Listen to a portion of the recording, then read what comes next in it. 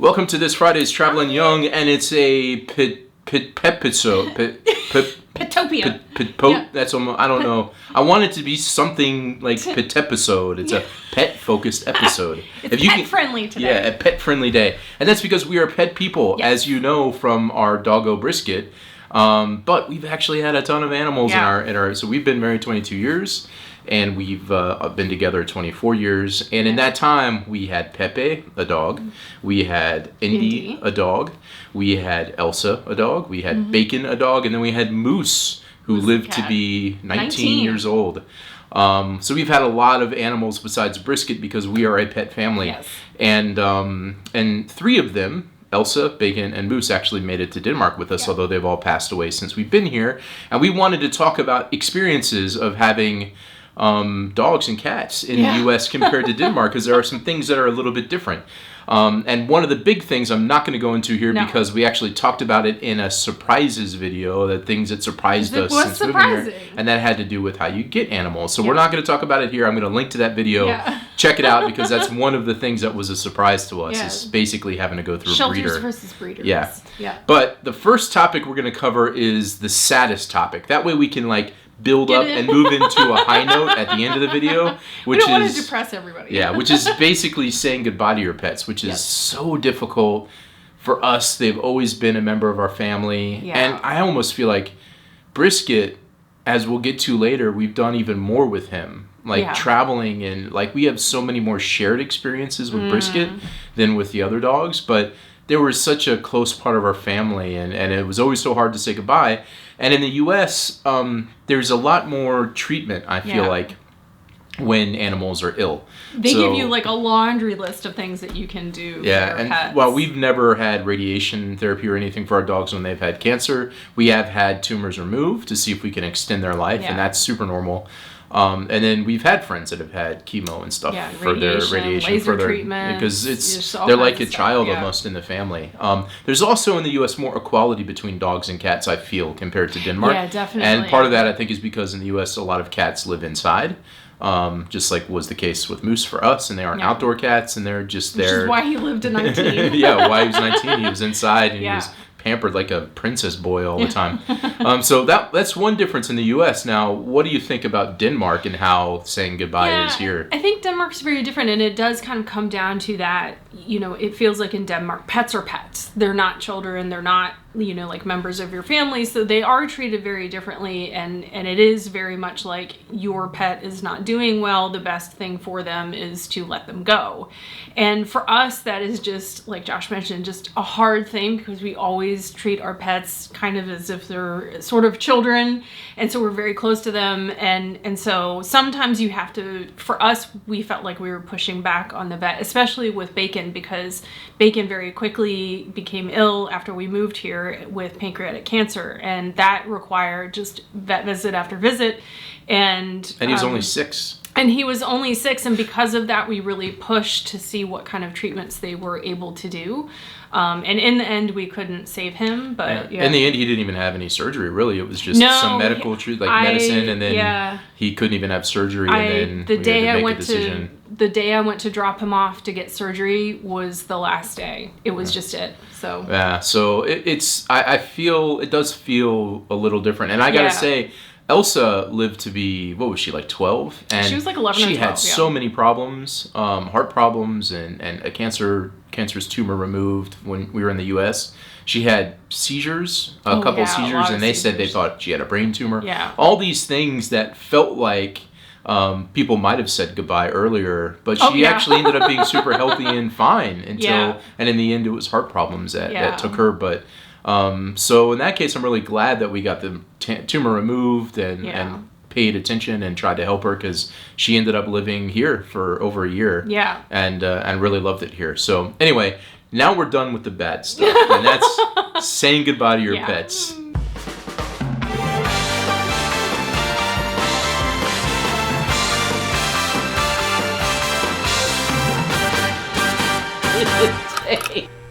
Here, this is a blanket my parents gave us for Christmas once, and we got Pepe here. And Indy over here. And then we got Bacon down here. And Elsa. And Elsa, we when need she was little. we need a moose blanket. Yeah, so we can do. still snuggle with these guys if we ever want to. And Brisket, who's hiding. He's like not. He used to be on this couch business. All the hey, buddy, how's it going today? He's been just quiet.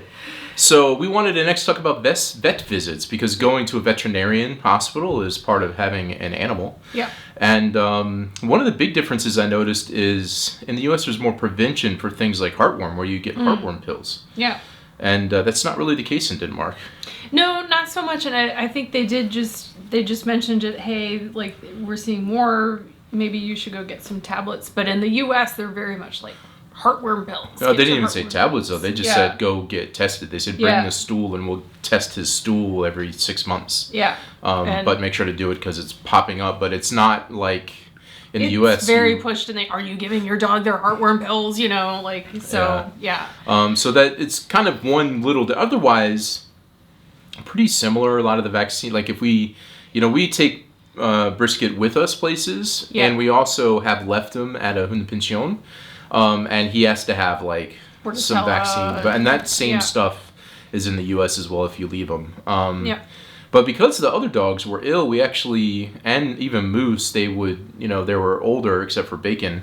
Moose being 19, he'd always have like problems at the worst time, and so we got in the habit of taking him to a 24-hour hospital because there were times when we had to take Elsa like at 5 in the morning when she was like having that real heart problem.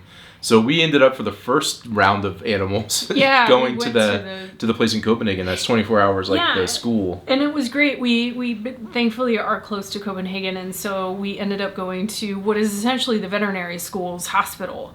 And it's thankfully open 24 hours. Unfortunately, we had to use it a lot because between the three of them, they would always, like Josh said, they'd always have problems like at the worst time.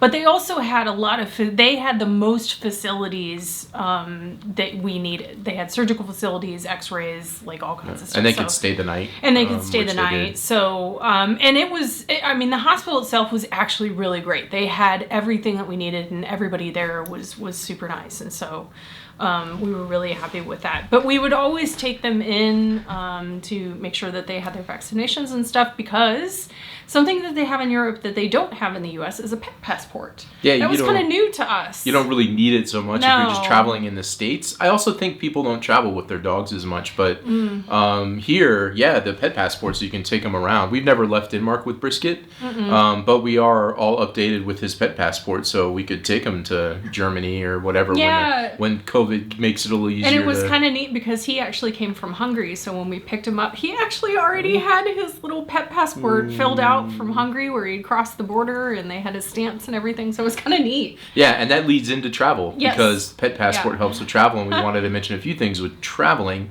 Again, as I said a minute ago, I actually don't think people travel quite as much with in the U.S. with their dogs. No. I don't know. We never did because our dogs were bigger, and we'd always have to get on planes to go everywhere. Yeah. But Brisket, we can navigate around Denmark in car, and Brisket's so much smaller, he's gone everywhere with us, except when we've flown overseas to the U.S., in which case he was at a Hundepension. But in the U.S., we had a dog walker that would come to our house, actually, and we'd always leave the dogs at home. And she'd come, Kathy, if you ever watch this. And she'd come a couple times a day. And she loved our animals. And we did have them at a kennel occasionally before we lived in Chicago, and their kennels are like often at a vet. Yeah. Which is different than here because here there's a rule that you need to have the like pretty far from where people live and businesses and stuff. It's like in the country. Yeah, it can't be more than so many kilometers within a city limit and stuff. So most of them are way out, and we go to this really great one, Molu Hundepension.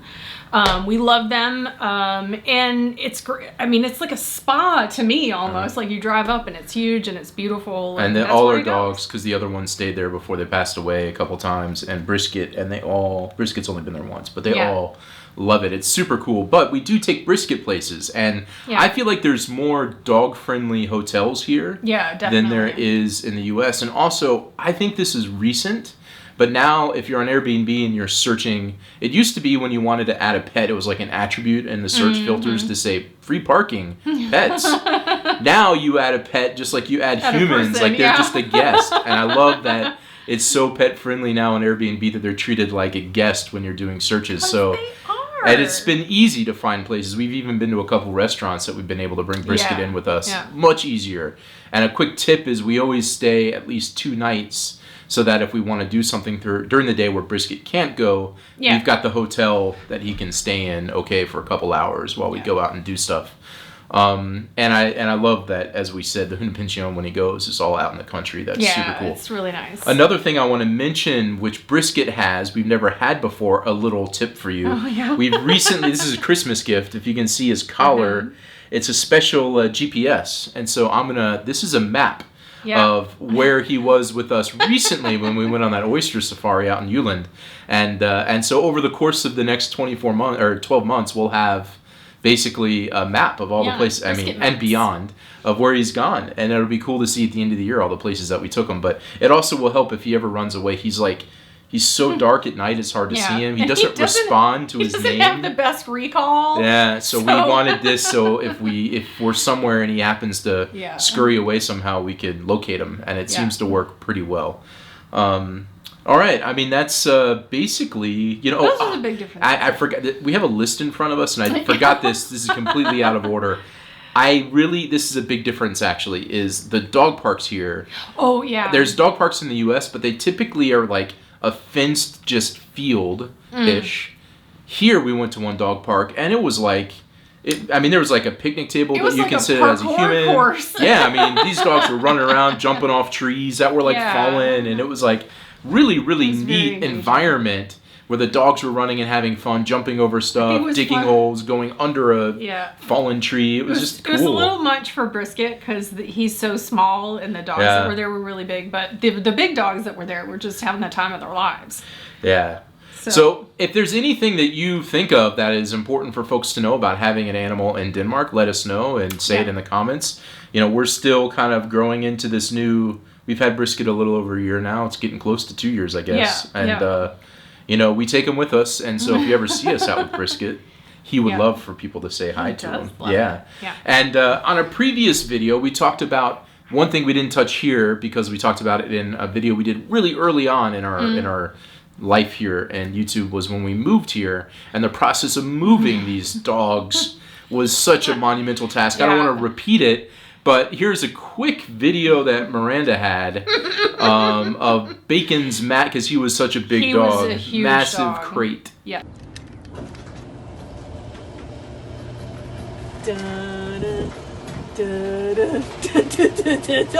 Holy crap! Wow. That is a crate. Oh my god. So check out that video. This crate piece isn't in the video, but where we talk in length about what it was like to move. Yeah. There's a link below, and with that, we're gonna say goodbye from our pet episode. Our pet episode. Brisket says goodbye. We'll see you later. Bye.